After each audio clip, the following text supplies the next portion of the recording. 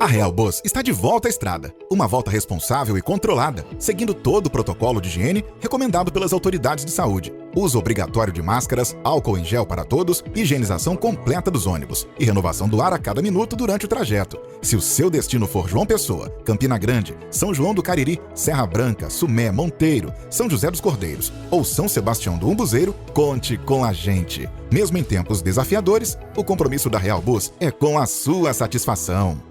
Olá, telespectador, internauta do programa Opção para a Vida, você que nos assiste, nos acompanha no YouTube.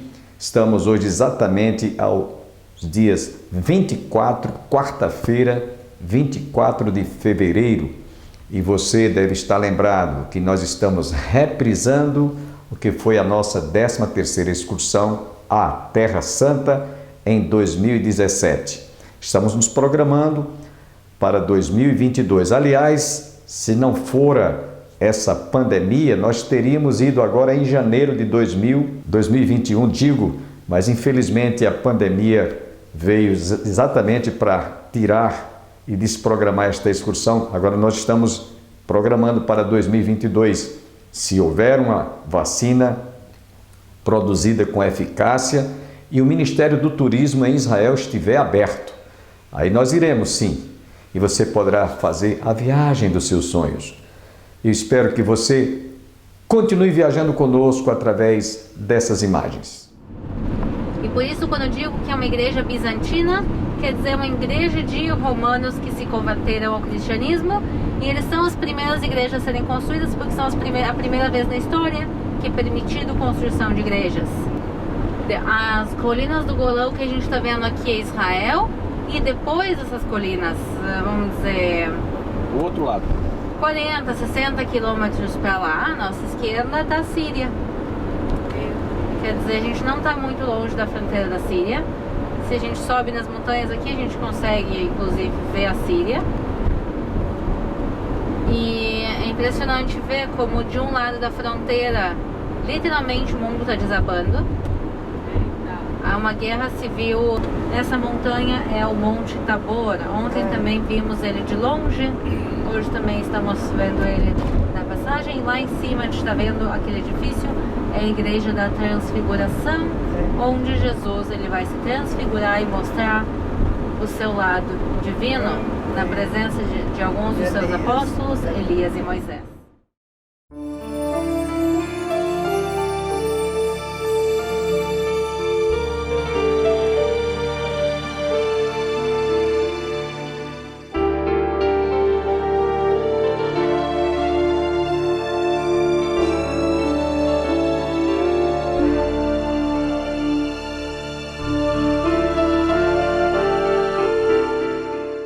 Aqui à nossa esquerda a gente está passando ao lado de uma cidade que existe até os dias de hoje. Ela se chama cidade de Naim, e nessa cidade é onde Jesus ele vai ressuscitar o filho da viúva. Uma mulher nos tempos bíblicos, sem marido, sem pais e sem filhos, ela estava fadada a morrer de fome. Porque os homens eram quem sempre traziam o dinheiro para casa, o sustento, e uma mulher já viúva, sem pais e com o único filho morto, Jesus ele faz um ato não só de compaixão a esse jovem que tinha morrido numa idade tão jovem, mas o ato de compaixão à mãe dele, a essa viúva, e ele vai e salva ela de uma pobreza inevitável.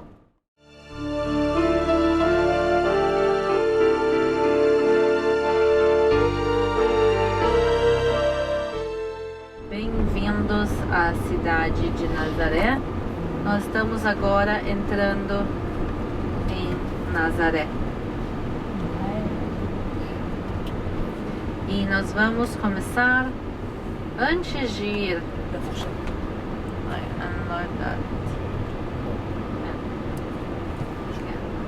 E antes de nós irmos entrar dentro da cidade de Nazaré e conhecer o centro de Nazaré, eu quero convidar vocês a subirem comigo aqui num pequeno monte de Nazaré, que é chamado de Monte do Precipício.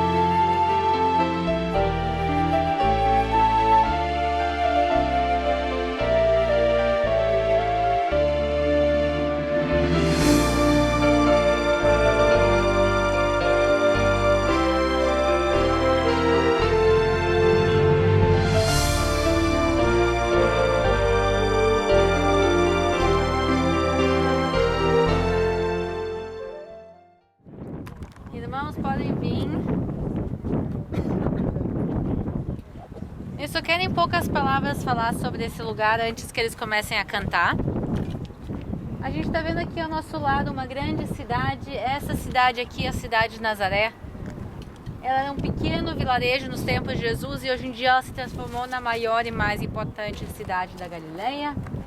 Também no meio da cidade está a Basílica da Anunciação, onde Maria recebe a anunciação do anjo Gabriel. A gente vai visitar também o lugar depois. E aqui a gente está agora no Monte do Precipício. Indo para Nazaré, onde fora criado, entrou no sábado na sinagoga, segundo o seu costume, e levantou-se para ler. Então lhe deram o livro do profeta Isaías. E abrindo o livro, achou o lugar onde está escrito: O Espírito do Senhor está sobre mim, pelo que me ungiu para evangelizar os pobres e enviou-me para proclamar a libertação aos cativos e a restauração de vista aos cegos e por liberdade dos oprimidos e a apregoar o ano aceitável do Senhor. Tendo fechado o livro, devolveu ao assistência e sentou-se todos na sinagoga tinham os olhos fitos nele. Então disse-lhe Jesus: Diz-lhe, hoje se cumpre a escritura que acabaste de ouvir. E todos lhe davam testemunho e se maravilharam das palavras de graça que lhe saía dos seus lábios. E perguntaram: não é este o filho de José?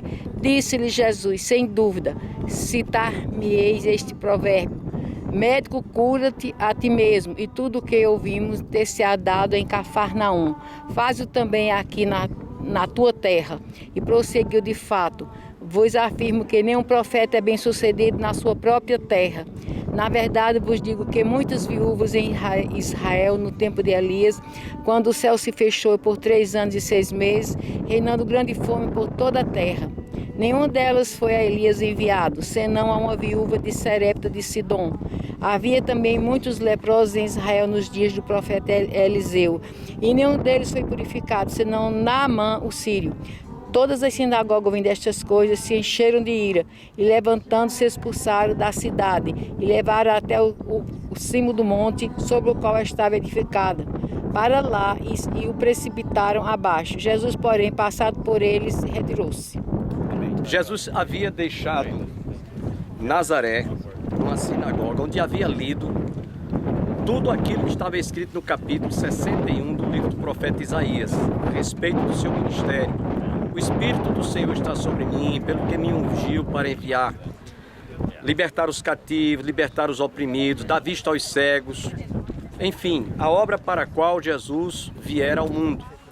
Então, quando ele leu esse texto, ele estava nesse monte, depois de sair da sinagoga, veio este monte, e aqui quiseram precipitar Jesus neste abismo, empurrá-lo, para que ele tivesse sido morto antes de subir e assumir toda a obra na cruz do Calvário. Tentaram, em outras palavras, matar Jesus, ou tentarem fazer com que ele, sendo lançado abaixo, fosse um suicídio. Porém, naquela hora, Jesus, percebendo as intenções que havia no coração deles, Jesus passou por entre eles e se retirou, porque sabia qual era a intenção que havia no coração deles. Então foi exatamente aqui nesse monte, chamado Monte do Precipício. Vocês vão ver logo mais as imagens que nós vamos estar mostrando. Realmente é um abismo muito alto daqui. Nós temos, inclusive, à nossa frente o Monte Tabor, Monte da Transfiguração. Depois vocês vão ver o Vale do Megido, o Vale do Armagedon, que começa aqui e vai até lá o Monte Carmelo. Esse vale aqui que nós estivemos visitando ontem.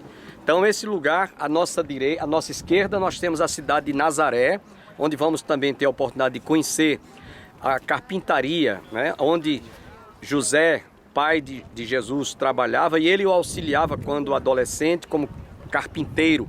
Então essa cidade Jesus morou também algum tempo, quando era rapazinho, e por isso que ele recebeu o nome Jesus de Nazaré, porque ele também morou aqui um tempo, né, em Nazaré, por isso que era chamado Jesus o Nazareno.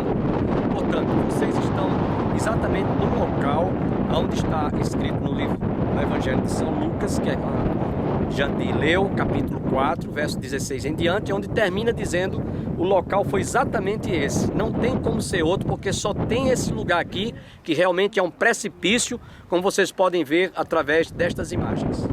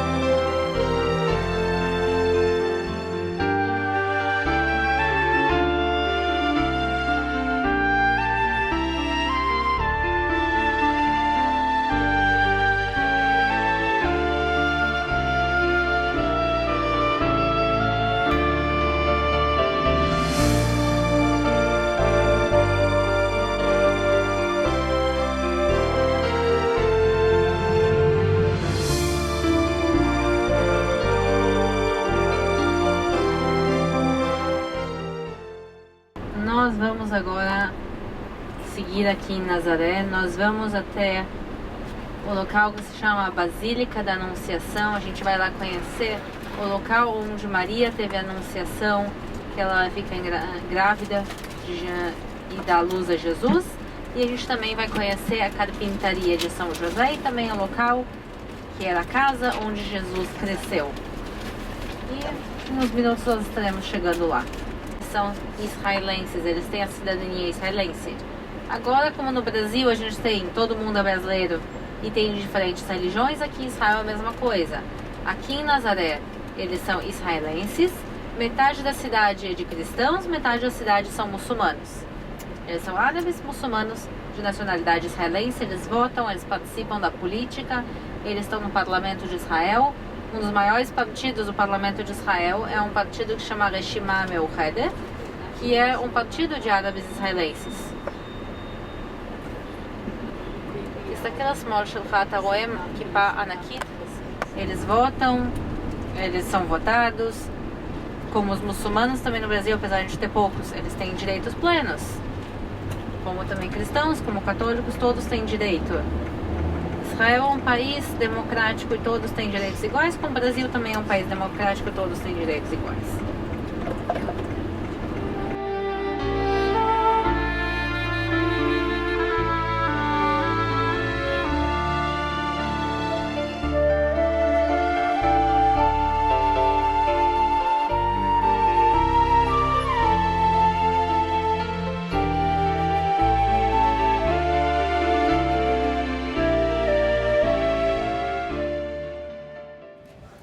Agora, o texto bíblico que aconteceu aqui não mudou.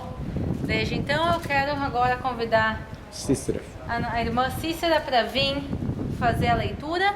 A gente está agora em frente ao que se chama a Basílica da Anunciação. A gente vai entrar nela em um minuto. Dentro da Basílica tem os restos da casa onde Maria morou antes de se casar com José. Estamos aqui em Nazaré, pela misericórdia de Deus, para louvar a Deus, agradecer e agradecer por essa oportunidade rica que Ele nos dá. Vamos ler o texto, Lucas 1, de 26 a 38. Predito o nascimento de Jesus. No 6º mês, foi o anjo Gabriel enviado da parte de Deus para uma cidade da Galiléia chamada Nazaré.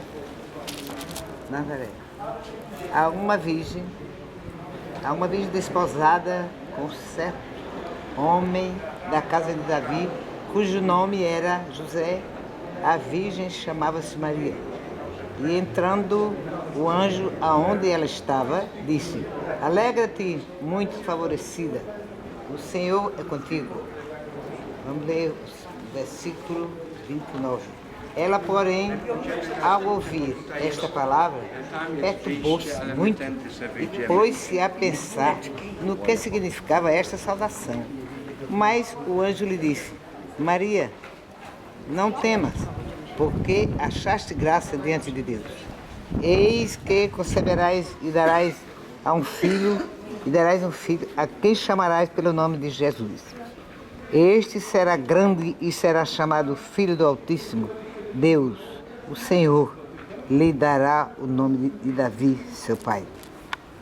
Ele reinará para sempre sobre a casa de Jacó, e o seu reinado não terá fim. Então disse Maria ao anjo: Como será isto? Pois não tenho relação com homem algum. Respondeu-lhe o anjo: Descerá sobre ti o Espírito Santo, e o poder do Altíssimo se envolverá com a sua sombra. Por isso também o ente santo que há de nascer será chamado Filho de Deus. Aleluia. E Isabel, sua parente, igualmente concebeu um filho na sua velhice, sendo este já o 6º mês para aquela que dizia ser estéril. Porém, porque para Deus não haverá impossível. Lucas 1,37. Em todas as suas promessas. Então disse Maria: Aqui está a serva do Senhor, que se cumpra em mim conforme a sua palavra. E o anjo se ausentou dela.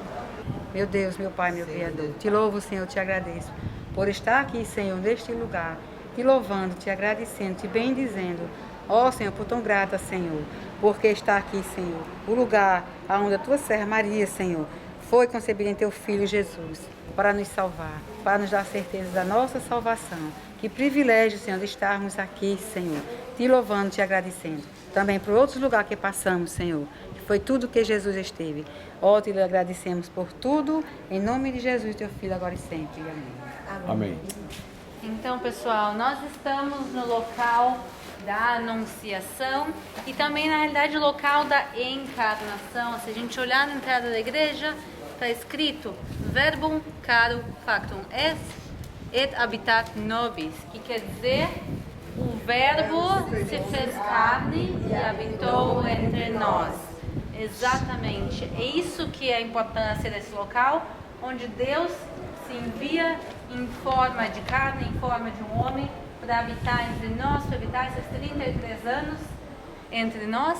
E a gente vai ver, a gente vai entrar e ver os restos de uma casa, que são a casa onde Maria estava antes de se casar. Ela veio para Nazaré porque ela estava prometida a José, mas ela não pôde morar com José até o momento do casamento. Então ela ficou habitando nesse local aqui. E aqui recebeu a anunciação.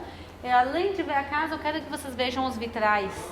A gente vai ver os vidros, eles começam, pessoal, azuis e eles vão se tornando azul com amarelo, com laranja e no final vermelho. Porque a palavra de Deus representa os céus, o azul, e ela vai se encarnando, ela se transforma em vermelho, a cor da carne. A gente vai então agora conhecer o local da encarnação, o local da anunciação. Dentro da igreja não se pode falar, local de respeito. A gente vai juntos agora. Pode tirar foto dele? Pode tirar foto.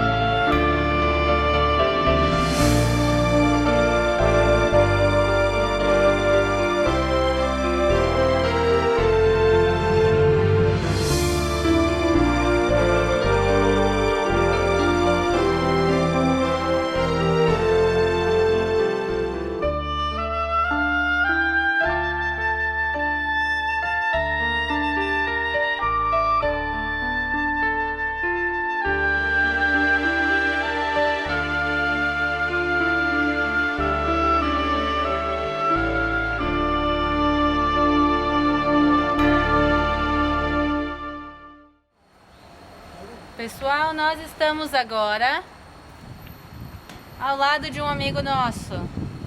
Nós estamos agora ao lado de José. Ele está aqui por quê? Porque a gente está ao lado da igreja de São José, também conhecido como a carpintaria de São José. O próximo lugar que a gente vai entrar é a casa e a carpintaria de José, onde Jesus cresceu. Vamos dizer que a imagem ela é meramente ilustrativa, a gente realmente não sabe como José se parecia. O que a gente sim sabe é que José já era um homem de mais idade quando ele se casou, em comparação a Maria, que tinha por volta dos seus 14, 15 anos. Ela é extremamente jovem, ele já é um senhor. E por isso também não é de espantar que José vai morrer vários anos antes de Maria. Quando José morre, a gente não tem a mínima ideia. A gente vê que José está presente nos 12 anos de Jesus, quando eles vão juntos para Jerusalém. Quando Jesus é esquecido no templo de Jerusalém, a gente vê a presença de José lá. Depois disso, ele desaparece da história, na realidade. Aos 30 anos, com tudo que acontece com seus ministérios e também na crucificação e ressurreição, José não é citado nenhuma vez. Então ele morre em algum momento entre os 12 e os 30 anos de Jesus. Na maior parte dos momentos difíceis, José justamente não estava lá. Então, por que José é trazido para a história? Por que é tão importante? Maria, na realidade, ela engravidou do Espírito Santo. José não está aqui para apoiar Jesus, para ajudar ele durante o seu ministério. Então, qual a grande importância de José? Por que, na realidade, José foi colocado no caminho? Exatamente, José é descendente da casa de Davi. E todas as profecias dizem que o Messias ele tem que ser descendente da casa de Davi. E a descendência somente pode passar pelo lado paterno. E por isso ele foi colocado, para que se cumpram as escrituras que Jesus é descendente da casa de Davi.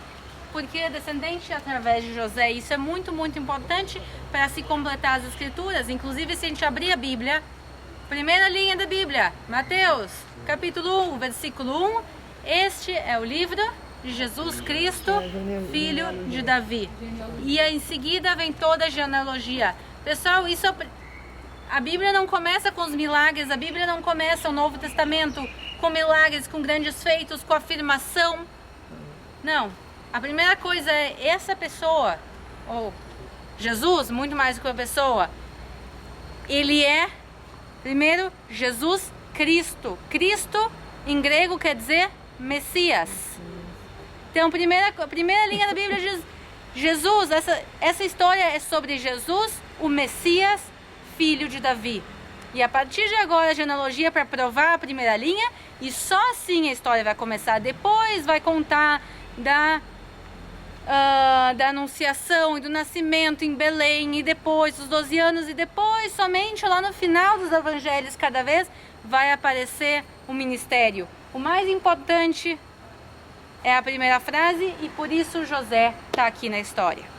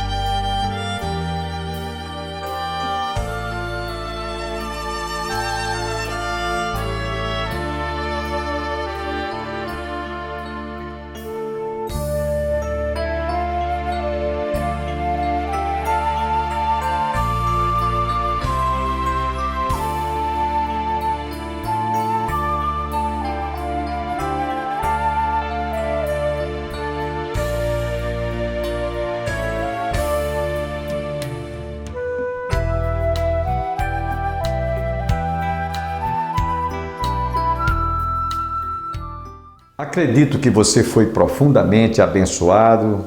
Os nossos guias turísticos, geralmente, eles são pessoas que falam português fluentemente bem. Aliás, a nossa guia turística, Aline, ela é brasileira e ela sempre tem nos acompanhado nas últimas excursões.